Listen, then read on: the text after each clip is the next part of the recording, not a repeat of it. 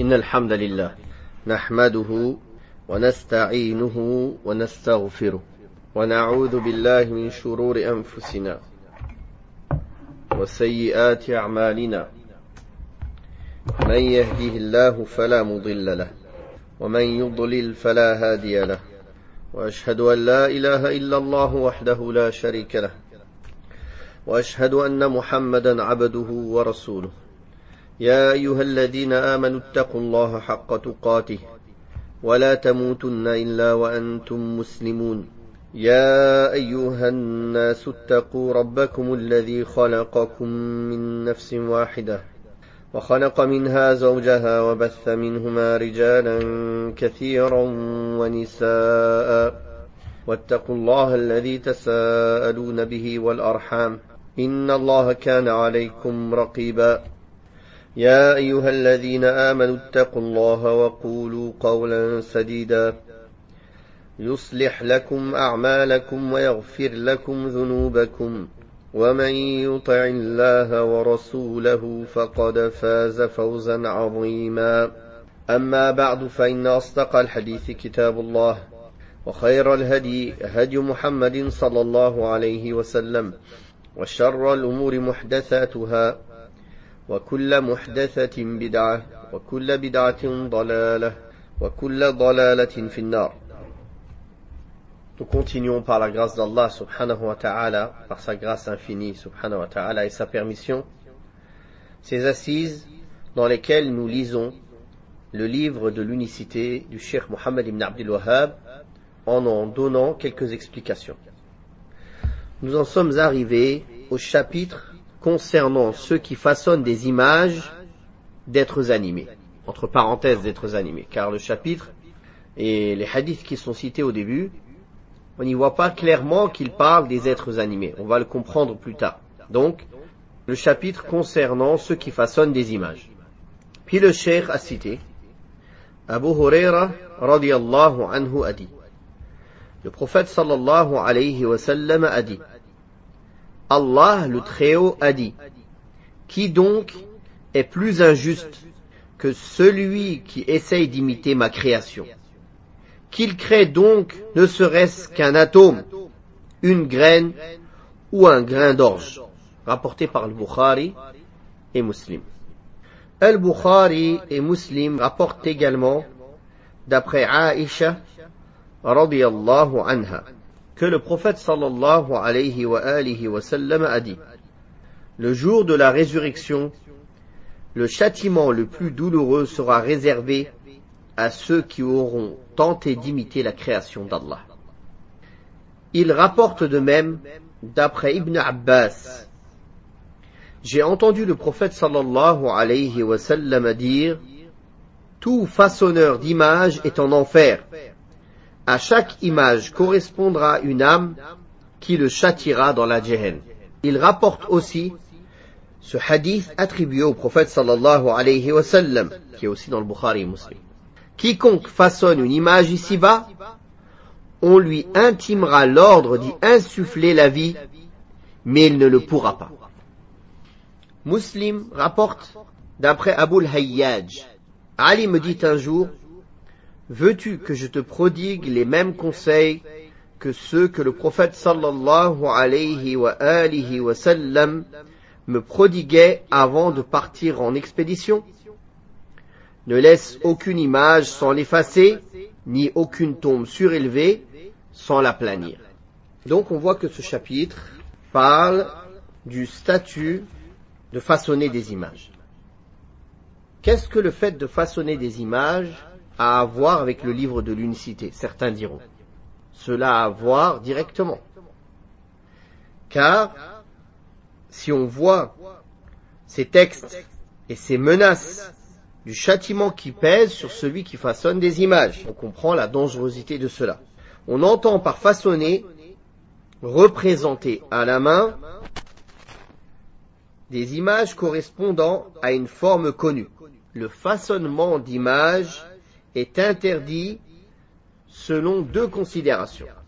La première considération est du fait que c'est une imitation de la création d'Allah. et l'assimilation de l'image à la création d'Allah subhanahu wa ta'ala en lui attribuant la même forme et le même nom. La deuxième considération, c'est que le façonnement d'image mène au polythéisme. Le façonnement d'image mène au polythéisme. En effet, le polythéisme de beaucoup d'associateurs provient à la base des images. C'est pourquoi la réalisation du tawhid implique que l'on n'approuve pas de créer des images, car elles sont un des moyens d'adoration des polythéistes. Puis, le cheikh a cité les hadiths. Le premier hadith, le hadith d'Abu Huraira, où le prophète sallallahu alayhi wa sallam a dit, Allah le Très-Haut a dit, qui donc est plus injuste que celui qui essaye d'imiter ma création? Puis Allah lance un défi. Qu'il crée donc ne serait-ce qu'un atome, une graine ou un grain d'orge. Par conséquent, l'imitation de la création d'Allah subhanahu wa ta'ala n'est que le fruit de l'imagination des façonneurs d'images. Car en réalité, personne ne peut imiter la création d'Allah. C'est la raison pour laquelle la personne qui tente de ressembler à Allah en imitant sa création est la plus injuste des créatures. Bukhari et Muslim rapportent également d'après Aïcha radhiyallahu anha que le prophète sallallahu alayhi wa sallam a dit: le jour de la résurrection, le châtiment le plus douloureux sera réservé à ceux qui tentent d'imiter la création d'Allah. L'imitation de la création d'Allah subhanahu wa ta'ala en façonnant des images peut devenir même de la mécréance majeure dans deux situations. La première situation, c'est quand la personne façonne une statue qui sera adorée en dehors d'Allah, tout en sachant pertinemment qu'elle sera adorée en dehors d'Allah. Ceci correspond à renier Allah subhanahu wa ta'ala et à renier la foi. La deuxième situation, c'est le fait de façonner une image en prétendant qu'elle est plus réussie que la création d'Allah subhanahu wa ta'ala. Et c'est cette catégorie de personnes qui est désignée dans le hadith précité. Sont concernés aussi ceux qui, de façon générale, et sans que cela ne les fasse sortir de la sphère de l'islam, imitent la création divine en façonnant des images par le dessin à la main ou la sculpture de statues. Cependant, ceci est un péché capital et ceux qui le commettent sont maudits et menacés d'être jetés dans le feu de l'enfer, qu'Allah nous en préserve. Puis le cheikh a cité, il rapporte de même d'après Ibn Abbas, radiyallahu anhuma, j'ai entendu le prophète sallallahu alayhi wa sallam dire: tout façonneur d'image est en enfer, à chaque image correspondra une âme qui le châtiera dans la Jahannam. Le terme âme indique que le façonnement d'images concerné ici par l'interdiction est celui de corps d'êtres animés, comme les animaux et les êtres humains. C'est pourquoi le châtiment mentionné ne concerne que ce type d'image. D'ailleurs, il a été rapporté de Abdullah ibn Abbas radiyallahu anhuma qu'il a dit: si tu veux vraiment dessiner, dessine des arbres, dessine des montagnes. C'est-à-dire, ne dessine pas d'êtres vivants, d'êtres animés. Donc cette explication d'Abdullah ibn Abbas, pour laquelle il n'a trouvé personne parmi les compagnons du prophète sallallahu alayhi wa sallam le contredire, est considérée comme une explication des hadiths qui interdisent de façonner des images. Donc, l'interdiction concernée par le fait de façonner des images est le fait de façonner des images d'êtres animés. D'êtres animés. Puis le cheikh a cité, il rapporte aussi le hadith attribué au prophète sallallahu alayhi wa sallam: quiconque façonne une image ici-bas, l'ordre d'y insuffler la vie lui sera intimé, mais il ne pourra le faire. Car le fait de donner la vie n'appartient qu'à Allah subhanahu wa ta'ala. Donc, puisqu'il a voulu imiter Allah dans sa création, Allah ta'ala va lui montrer son impuissance, de montrer qu'il ne peut pas créer, de montrer qu'il ne peut pas donner la vie. Donc quand il a voulu façonner une image, alors vas-y, donne-lui l'âme, puisque tu crois que tu peux créer une image, une vie, d'être animé, alors donne-lui l'âme à cet être animé, si tu es capable. Et bien sûr, il n'est pas capable. Muslim rapporte après Abu al-Hayyaj, que Abu al-Hayyaj a dit, Ali radiyallahu anhu me dit un jour, veux-tu que je te prodigue les mêmes conseils que ceux que le prophète sallallahu alayhi wa sallam me prodigua quand je partais en expédition. Ne laisse aucune image sans l'effacer, ni aucune tombe surélevée sans l'aplanir. Dans ce hadith, il est clairement apparent la deuxième cause de l'interdiction de façonner des images, à savoir que c'est parce que cela mène au polythéisme. Le caractère probant de ce hadith réside dans la corrélation qui existe entre l'effacement des images et l'aplanissement des tombes surélevées. En effet, surélever une tombe est un acte qui mène au polythéisme. Étant donné que le façonnage des images a été cité de pair dans le même hadith, on peut donc en déduire que c'est aussi un moyen qui mène au polythéisme, comme le fait de construire et de surélever les tombes. Quand on voit, barakallahu fikum, ces hadiths sur la gravité de façonner des images d'êtres animés, et le châtiment que la personne subira à cause de cela, et quand on voit comment les musulmans se laissent aller dans ce péché, en suivant aveuglément les kuffars dans toute chose, même dans ce péché-là, alors on voit que l'ignorance a touché la communauté du prophète sallallahu alayhi wa sallam. Comme à son habitude, le cheikh va citer les points à retenir. Il a dit, premièrement, la menace sévère pesant sur les façonneurs d'images. Deuxièmement, la mention de la cause de cette menace, à savoir le manque de respect envers Allah, car il a dit, qui donc est plus injuste que celui qui essaye d'imiter ma création. Troisièmement, la mention faite de sa capacité à Allah subhanahu wa ta'ala et de leur impuissance, en raison de sa parole, qu'il crée donc ne serait-ce qu'une graine ou un grain d'orge. Quatrièmement, la déclaration explicite qu'ils seront les personnes les plus châtiées. Cinquièmement, Allah créera des âmes en nombre équivalent au nombre d'images d'âmes façonnées par lesquelles ces personnes-là seront châtiées dans la Jahannam. Qu'Allah nous en préserve. Sixièmement, l'ordre sera intimé à l'auteur d'images de leur insuffler la vie. Septièmement, l'ordre intimé d'effacer les images lorsqu'on en trouve.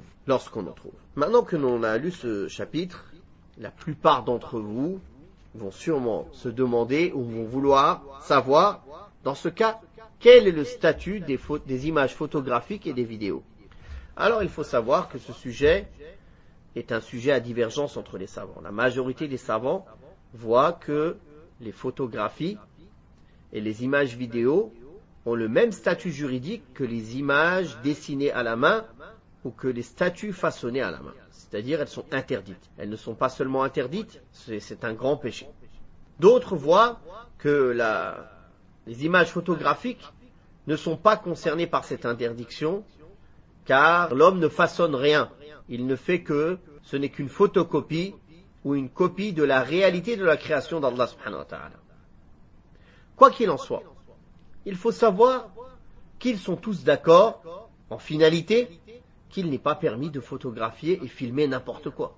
À part cela, même ceux parmi les savants qui voient l'interdiction des photographies, car ils les considèrent comme les images dessinées à la main, alors ils y émettent quelques exceptions.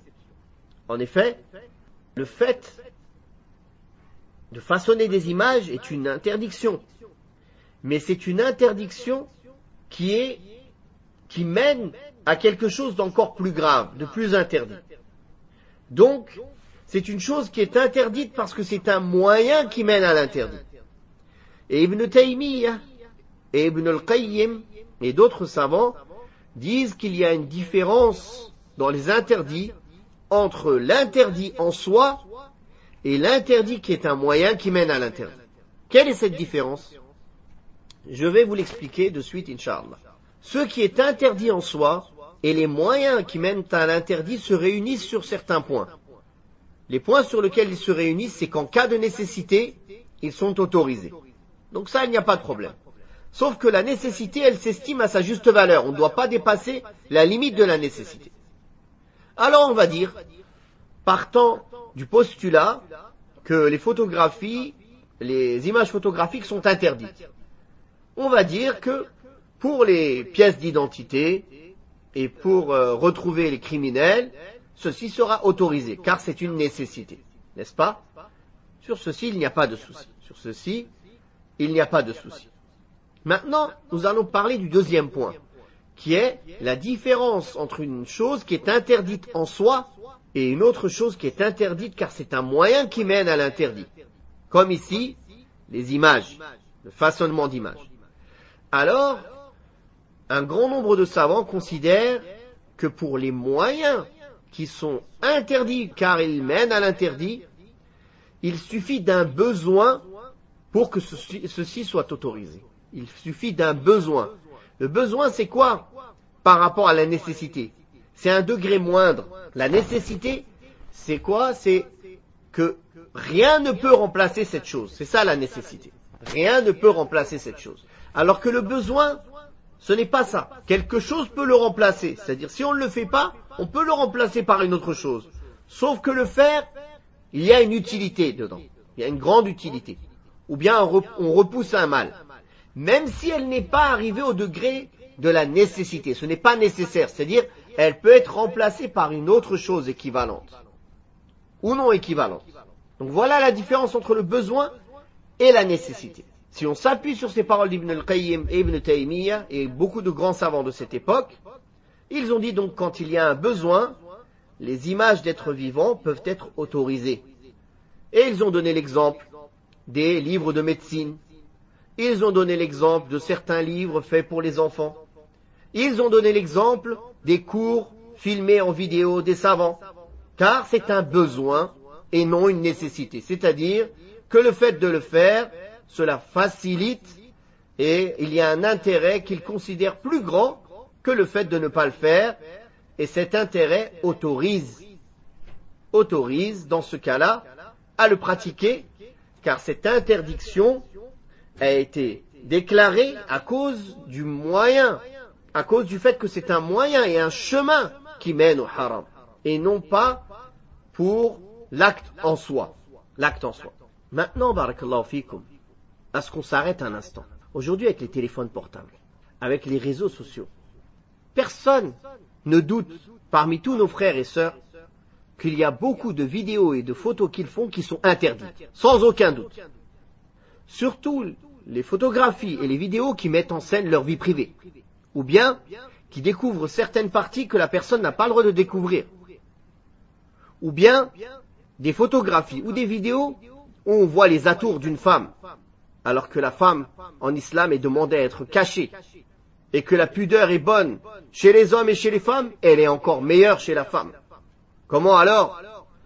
Nous voyons aujourd'hui, à cause de cette fitna des réseaux sociaux et des Instagram et des je ne sais quoi, combien de frères et sœurs sont dans cette fitna à se filmer, à se photographier, à se mettre en scène, à partager des moments de leur vie privée, à photographier des choses interdites. Et comme je l'ai expliqué dans plusieurs cours et dans mon dernier cours des 40 hadiths, la personne elle commence par filmer ce qu'elle fait dans la cuisine. Après elle commence à filmer ses chaussures. Après elle commence à filmer ses vêtements. Après elle commence à filmer ses mains. Après elle commence à filmer son visage.